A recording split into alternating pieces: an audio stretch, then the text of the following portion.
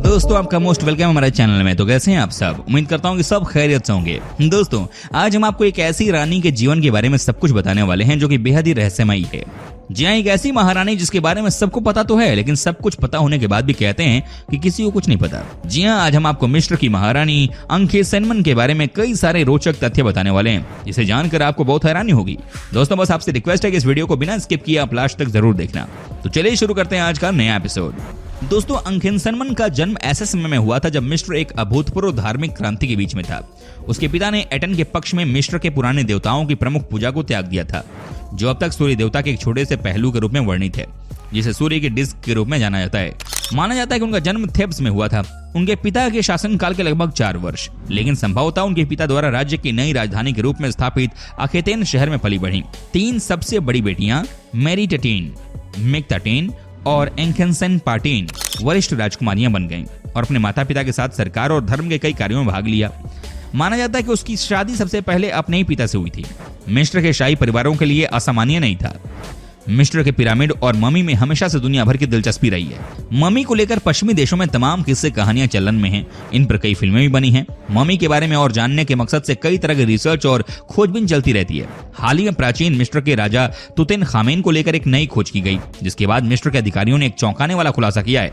अधिकारियों के मुताबिक तुतनखामेन के मकबरे में कोई गुप्त कमरा नहीं है। गुप्त कमरे में तुतनखामेन की मां की कब्र।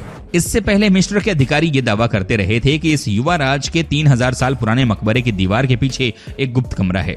एक थियरी में कहा गया था कि तुतनखामेन के मकबरे में एक गुप्त चैम्बर है, जिसमें रानी नेफरतिती का मकबरा हो सकता है।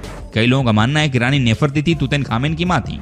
इस छिपे हुए मकबरे को खोजने का काम तब शुरू हुआ था जब ब्रिटिश पुरातत्वविद निकोलस रिवेस को प्लास्टर के नीचे दरवाजा होने के कुछ सबूत मिले थे। रानी की 3000 साल पुरानी मूर्ति। 2015 में छिपे निकोलस रिवेस के research paper the burial of Nefertiti के मुताबिक रानी नेफरतिती के लिए भी एक छोटा मकबरा बनाया गया था और उनके अवशेष भी इसी मकबरे के अंदर हो सकते हैं। नेफरतिती के अवशेष कभी मिल नहीं सके, लेकिन उनके बारे में जानने की कोशिश हमेशा होती रही। रानी नेफरतिती की एक 3000 साल पुरानी मूर्ति आज भी मौजूद है, जो कि प्राचीन मिस्र में उनकी पहचान को और भी पुख्ता करती है। ये भी माना जाता है कि रानी के पति फराओ अखनातन की मौत और उनके बेटे के गद्दी पर बैठने के बीच का जो वक्त था, उस दौरान रानी ने मिस्र पर शासन किया था। तुतनखामेन का मकबरा। कहा जाता है कि उन्होंने अपने पति के साथ ईसा पूर्व 1353 से लेकर ईसा पूर्व 1336 तक शासन किया था। महारानी नेफरतिती और फराओ अखनातेन का नाम मिस्र के प्राचीन इतिहास से इस कारण मिटा दिया गया क्योंकि अखनातन ने अनेक मिस्री देवताओं की पूजा के स्थान पर केवल एक देवता यानी सूर्य देवता की पूजा शुरू कराई थी।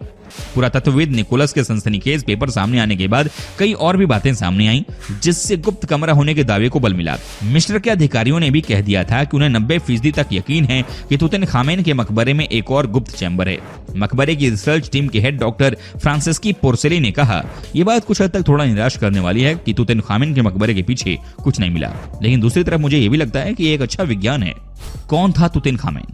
प्राचीन मिस्र के 18वें राजवंश के 11वें राजा थे। उनकी शोहरत इस बात को लेकर भी ज्यादा है क्योंकि तुतनखामेन की कब्र लगभग सही सलामत अवस्था में मिली थी। साल 1922 में ब्रिटिश पुरातत्वविद होवार्ड कार्टर ने तुतनखामेन के मकबरे की खोज की थी। तुतनखामेन की जो मम्मी मिली थी उससे पता चला कि मौत के समय उनकी महज उम्र 17 साल थी। 8 या 9 साल की उम्र में ही उन्हें राजा की गद्दी मिल गई थी। तुतनखामेन की मौत को लेकर अलग अलग किस्से हैं। कोई कहता है कि उनकी हत्या की गई, तो कोई कहता है कि शिकार के दौरान घायल होने के बाद उनकी मौत हुई थी। अच्छा दोस्तों, वीडियो में आगे बढ़ने उससे पहले जरा बताइए ना कि आप कहां से हमारा वीडियो टकटकी लगा कर देख रहे हैं जनाब, बताइए जरा। तुतनखामेन का रहस्यमयी मकबरा। जब तुतनखामेन की कब्र को खोदने का काम चल रहा था, उस दौरान इस मिशन से जुड़े कई लोगों की मौत की खबर आई थी। पुरातत्वविद होवार्ड का ये मिशन 1922 के दौरान चल रहा था। इसे वैली ऑफ किंग्स की खोज कहा गया था।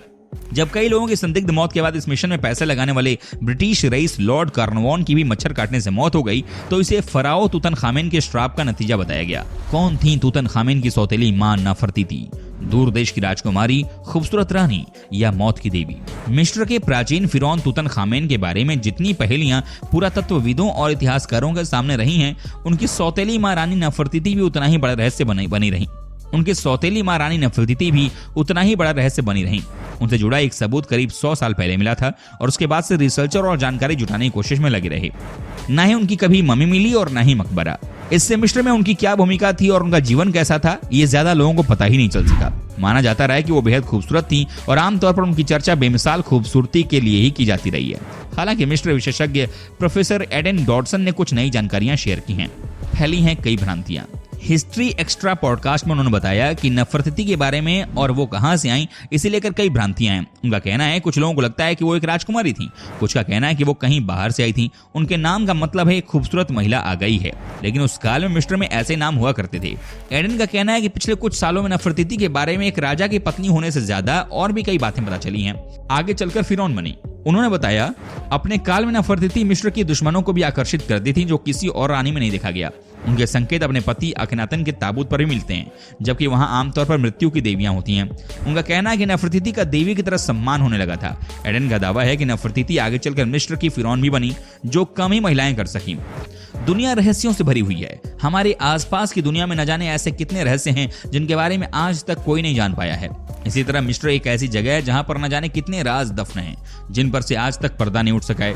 ऐसा ही रहस्य है 19 साल की उम्र में मौत का शिकार हुए प्राचीन मिस्र के सबसे चर्चित राजा तुतनखामेन का, जिनकी मृत्यु लगभग 3000 सालों पहले हो चुकी है।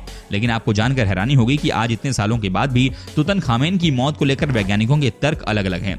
हालांकि आज से 85 वर्ष पहले ब्रितानी पुरातत्ववेदा हॉवर्ड कार्टर ने तुतनखामेन की मौत के रहस्य को सुलझाने के लिए काफी सालों तक रिसर्च करके कुछ तथ्य पेश किए थे।